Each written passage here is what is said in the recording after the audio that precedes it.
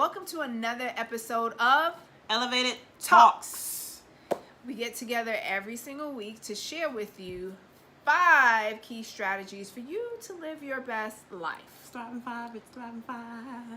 But before we get to it, we want to let you know that we are Here for it. Say something. I'm here for it. We're listening. Maybe you couldn't see all of it. Wait. Yeah, exactly. Bring it up. Yeah. All right.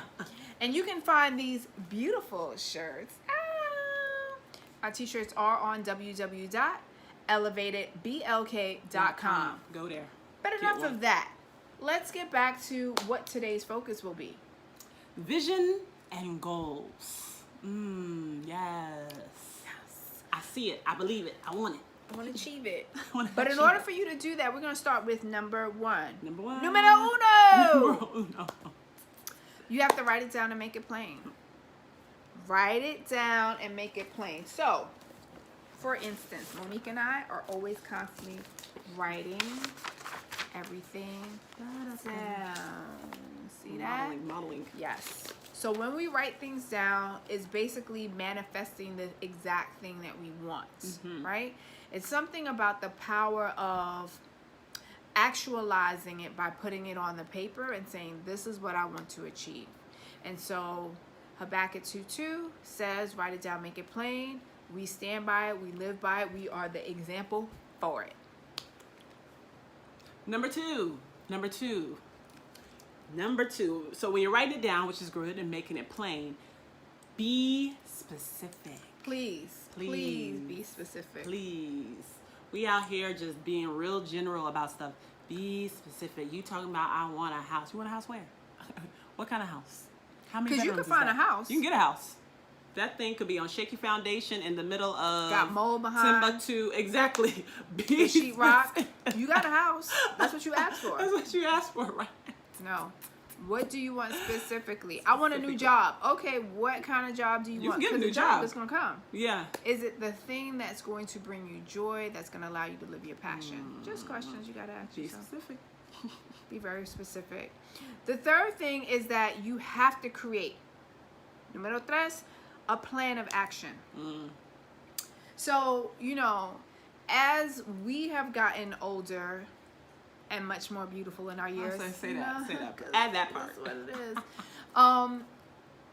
is. It goes from pasting things down on a vision board to really wanting to be specific and really wanting to ensure that we meet what that goal is to get to that vision, right?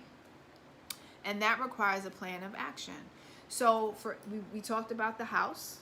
Yep. Right? You can put the house down on your vision board, but what's your plan of action? So what that means is, how are you saving? How often are you saving? How often are you going out to look for a house? What days of the week are you going to do that? What kind of house specifically are you looking for? There's all of these things that go into getting a house. Right. And meeting a specific need so you get the house that you want. It's not just about, I'm going to get a house and ta-da, it appears. It just appears. No. What's your plan? In order to purchase a house, you need to fund the house. So are you regularly saving towards that?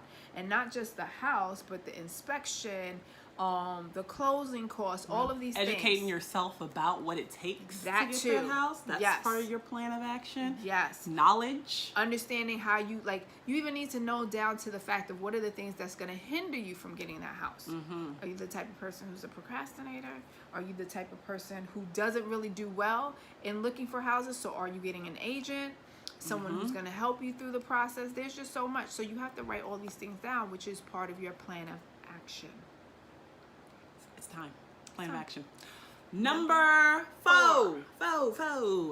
Be patient. Whew. Sometimes we think, well, I wrote it down, I made a plan of action, and then we wake up tomorrow. Do I got it? Is it here? Is it happening? No. Oh, we wake up next month.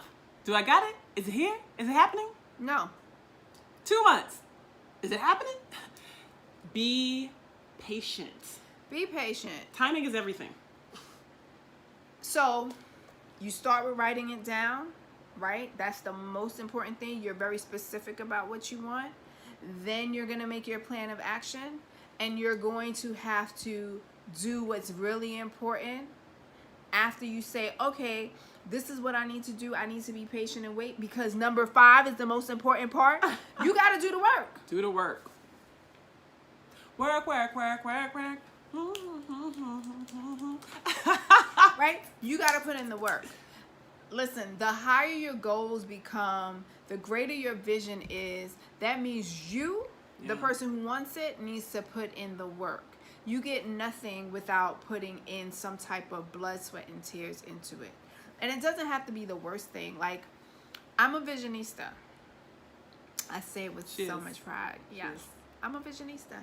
And I want you to know that when I think of my vision, I think of what are the things I want to accomplish. Not so much, earlier in my times of doing visions, it was very much the materialistic things that you want to accomplish. Now it's more aligned to my goals for my spiritual, physical, and well-being.